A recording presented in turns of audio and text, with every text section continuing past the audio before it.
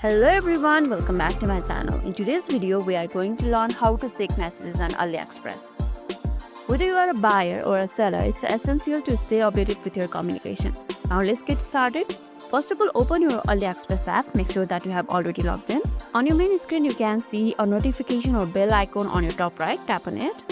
And this is where you can view your messages. Once in your messages, you will see a list of conversations with sellers or customer service.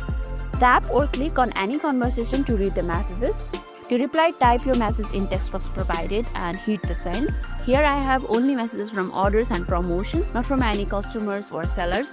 So for right now, I'm not able to reply any messages. Once you get your messages from your customer and seller, you can reply messages from here. If you receive a new message, you will see a notification or message icon or in your account dashboard. That is over here where we clicked on before, the notification icon or bell icon. You can see the message like 1 or 2 over here. So keep an eye on this to stay updated with your seller communication about orders or inquiries. And that's it. Checking messages on AliExpress is simple and ensures smooth communication with sellers or customer support.